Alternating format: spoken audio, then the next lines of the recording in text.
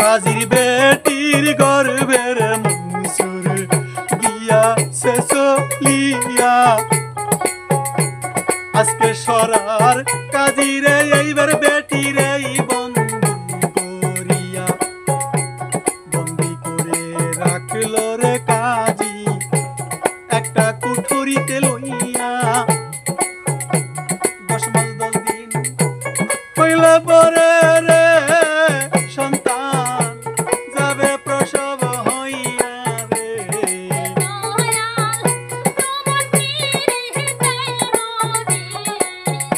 আমার মানব জন্ম বৃথায় গেছে রে একজন মানুষ না হইয়া রে।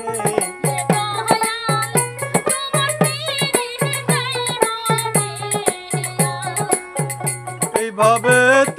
10 মাস 10 দিন গত গেল হইয়া কাজীর বেটির প্রসবে তা গেছে রে জাগিয়া।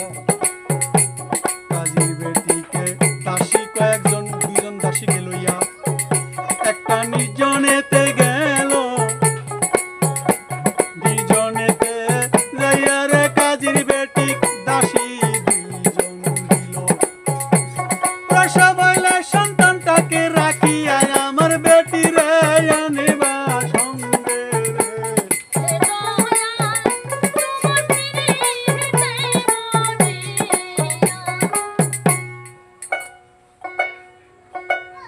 আচ্ছা কাজীর বেটিকে নির্জনে কেন নেরি লইয়া 2 দাসী যায় চলিয়া রে। দাসী 2জন কাজীর বেটির পাশে আছে একটা নির্জনে নিয়ে গেছেন লইয়া। প্রসব ব্যথা শুরু হইছে আল্লাহ আমি আপনাদের যাই কইয়া।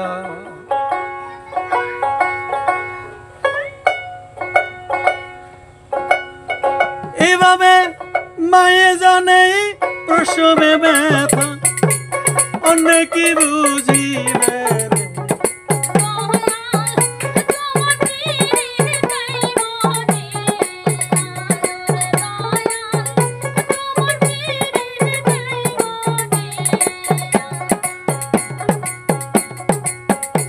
মায় জানে সন্তানের ব্যথা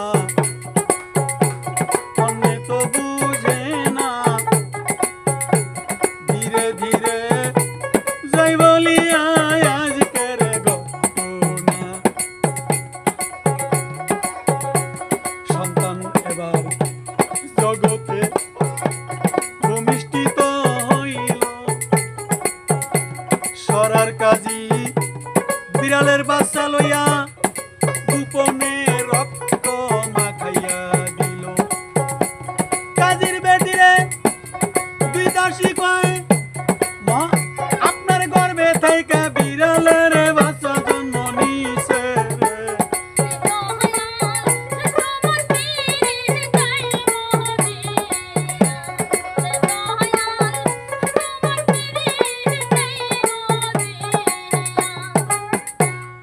একবারে যখন প্রসব হইল মনসুর হেলাল তখন সঙ্গে সঙ্গে সরার কাজী কি করলেন একটা বিড়ালের বাচ্চা রক্ত মাখা নিয়া ওই 2 দাসীর হাতে দিয়ে বলতেছে যে এই বিড়ালের বাচ্চাটা রক্ত মাখা আমার বেটিকে দেখাইবা যে তোমার পেট থেকে বিড়ালের বাচ্চা হয়েছে, এটা একটা রোগ, এটা মানুষ জন্ম হইলে তাহলে তুমি অসতী হইতা।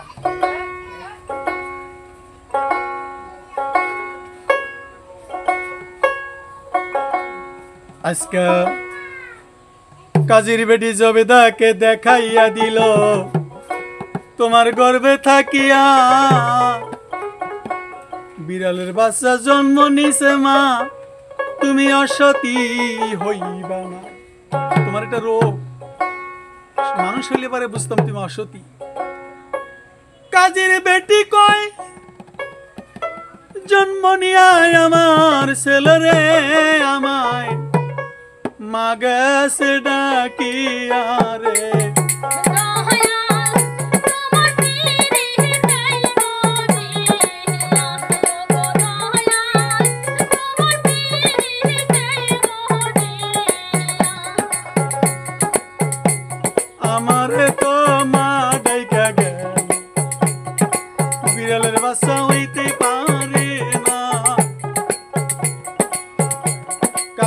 কয়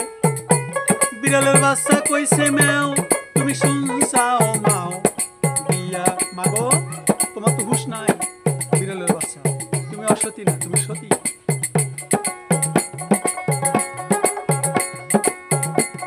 এইভাবে তা কাজীর বেটি এইবার গেছে সতী হইয়া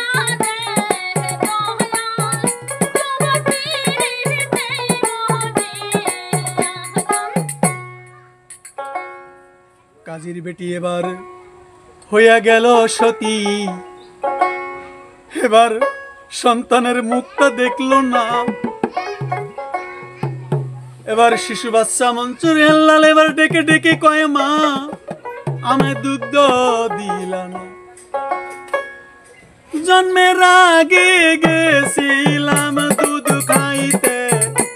তবু দুধ দিলা না আজকে তোমার গর্বে গেছি দুধ খাইবার লাগিয়া নিদয়াল নিষ্ঠুর হইয়া মা গো যাইতে পারো না সন্তানের কথা বুঝতে পারলো না শিশু বাচ্চা কি কয় আমরা শুনি না এইভাবে তুই জঙ্গলের ভিতর পরে রইল রে আল্লাহ আর তো খবর নাই ও রে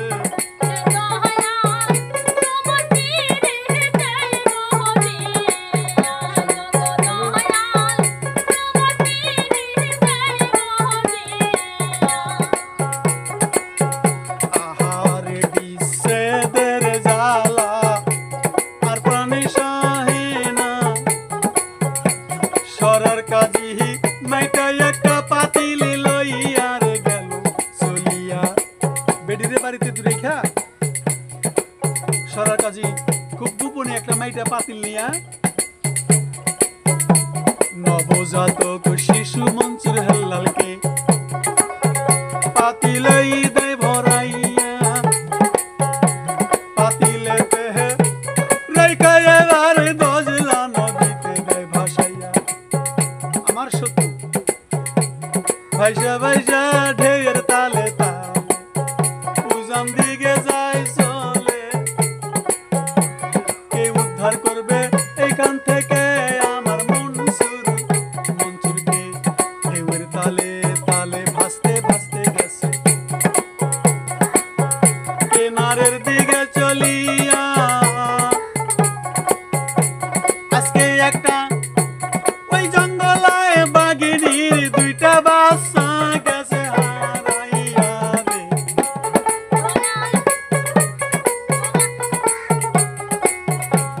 বাঘিনীর স্তনের জ্বালায় চিৎকার পারে বাচ্চা শিকারীরা নিয়ে গেছে শিকার করে আজকে বাঘিনী পিপাসায় জর্জরিত হইয়া মনসুর যে পাতিলে ওই পাতিলের কাছে রে গেছে চলে আল্লাহর কি কাম পাতিলটা যখন কেনারে চাপছে তখন ওইখানে ওই জঙ্গলায় কেনারের উপরেই একটা বৃক্ষ সেখানে একটা বাঘিনীর দুইটা বাচ্চা ছিল বাচ্চা দুইটা শিকারীরা ধরে নিয়ে গেছে বাঘিনীর স্তন ফুলে গেছে চিৎকার বাচ্চার জন্য কানতে কানতে বাঘিনী চিৎকার পারতে পারতে কলিজা শুকিয়ে গেছে পানি খাওয়ার জন্য মনসুরের যে পাতিল আছে ওই পাতিলটা যে কেনারে চাপছে ওই কেনারই বাঘিনী আসছে পানি খাওয়ার জন্য মাথা লাগে নাকি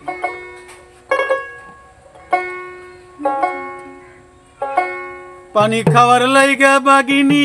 নামছে কিনারে আপনাদের যাই কয়া নাইমা দেখে এত সুন্দর একটি পাতিল পাতিলের উপরেই বাঘিনী দু পা দিল আগাইয়া দুই পা পাতিলের উপরে রাখলো আর দুই পাও কেনারে রাখলো রাইখা ভারী ওর ভিতর তো মানুষ আছে পানি খাওয়া শুরু করছে আর ওই সুযোগে বাঘিনীর যে স্তন এই স্তন মুখ বরাবর মনসুরের মুখ বরাবর পড়লো আর এই সুযোগে মনসুর খাওয়া শুরু করলো বাঘিনী কইয়া তো শান্তি স্তনের যন্ত্রণা কমে গেল কেন পানি খাওয়ার পরে পাতিলেতে এবার দেখতে ছিল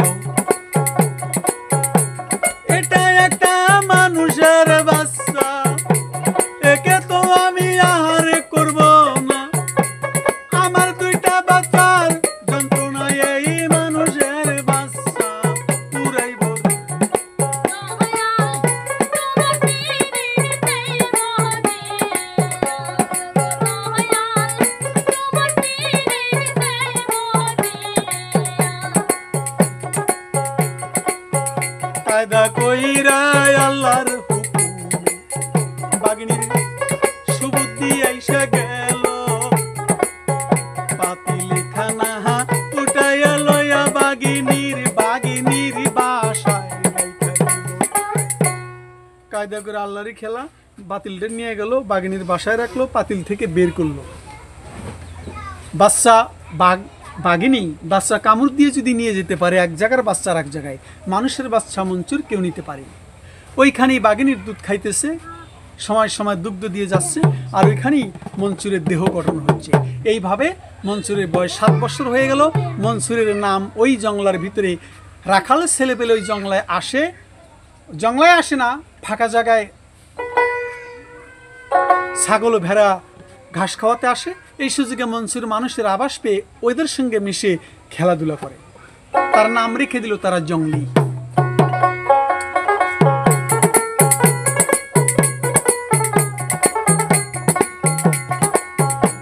জঙ্গলি বইলা নাম রাখিল মনসুরকে এবার যাইয়া 7 বছর বয়স হইয়া গেছে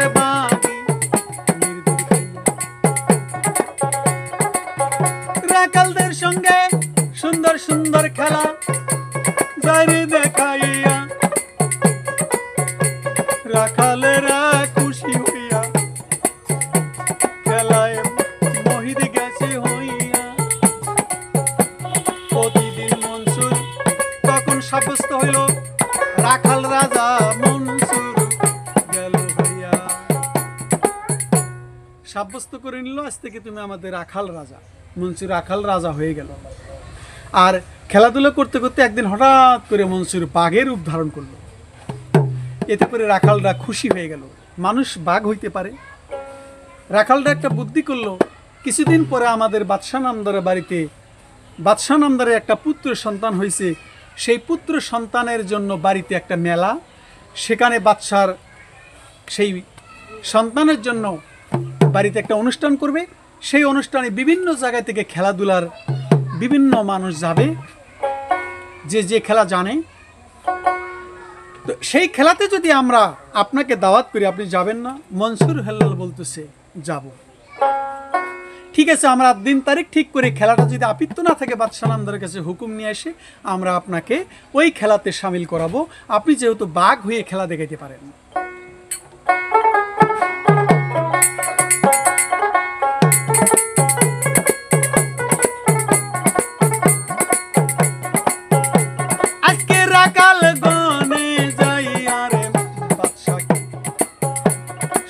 কাজীরে কইল আমরা একটা খেলা দেখছি জঙ্গলাতেই ভালো মানুষ বাঘ হইতে পারে আশ্চর্যের ঘটনা কাজী কয় ওই সমস্ত খেলাধুলা মাকরু হারাম গেছে হইয়া বাদশা কয় আপিত্য কিসে একদিন একটু খেলাধুলা দেখবে এতে কতটুকু ক্ষতি হবে বাদশার হুকুম হইল ঠিক আছে তোমরা সামনের বুধবারের দিন ওই জঙ্গলিকে দাওয়াত করে আসো দেখি সে কেমন খেলা দেখাতে পারে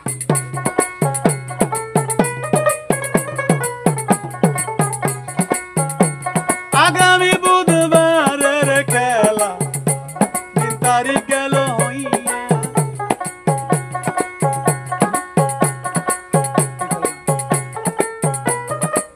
ধীরে ধীরে রাখাল গনে জঙ্গলির কাছে যাইয়া কাজী সাহেব কয় খেলাধুলা একবারে মাকরু হারাম বাদশাহ কয়ে কতটুকু ক্ষতি হবে একটা মানুষ যখন বাঘের রূপ নিতে পারে এই খেলাটা বড় মজা হবে হে রাখালগণ একদিনকার জন্য কতটুকু ক্ষতি হয় আমি বুঝে নিব তোমরা তাকে নিয়ে আসো দাওয়াত করো সামনের বুধবার বাদশার বাড়িতে বিভিন্ন খেলাধুলার আয়োজন করা হয়েছে এবার রাখালগণে গিয়ে মনসুর হেল্লালকে বললেন ভাই জঙ্গলি সামনের বুধবারের দিন আপনি আমাদের গ্রামে যাবেন বাদশার দরবারে বিভিন্ন রকমের খেলাধুলা আছে আপনার মন মতো খেলাটা আমরা দেখতে চাই মনসুর হেলাল রহমাতুল্লাহ আলাইহি বলেন, ঠিক আছে আমি ওই গ্রামে যাব, খেলা দেখাবো, ইনশাল্লাহ কথা দিলাম সামনের বুধবারে চলে আসতেছে। মনসুর বাগিনীর কাছ থেকে বিদায় নিবে। এমন সময় বাগিনী জবান খুলে গেছে, বলল, আমার বাচ্চা জোড়াকে তুমি যদি এনে দিতে পারো, তাহলে আমার বুকের দুধ তুমি খাইছো, এই দুগ্ধ ঋণ আমি তোমাকে ক্ষমা করে দেব।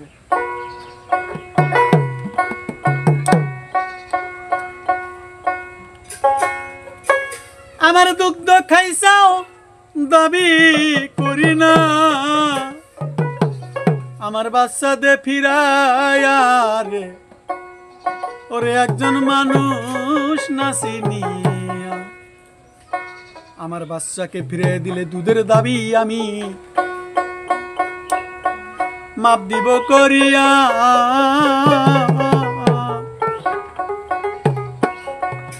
মনসুর বলে, ঠিক আছে মা, আমি তোমার দুধের ঋণ মুক্ত যাব দিয়া। বুধবারের দিন সকালবেলা মনসুর রওনা করে দিল। রাস্তার ভিতর যাইয়ারে একটা ঘটনা ঘটিল। একজন ব্রাহ্মণ দুইটা গরু লইয়া হাল বাইতাছে জমিনে।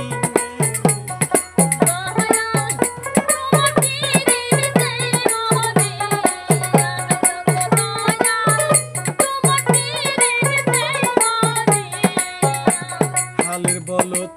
দিয়া রে এক বেটা হিন্দু হাল বাইতাছে। মনসুর কয়, গরুর এত কষ্ট এত দুঃখ মনসুরের সহ্য হয় নাই রে। তাকায়া থেকে কি যেন বলল, হালের বলত দুইটা পইরা মইরা গেল। হিন্দু বেটা এবার ব্রাহ্মণ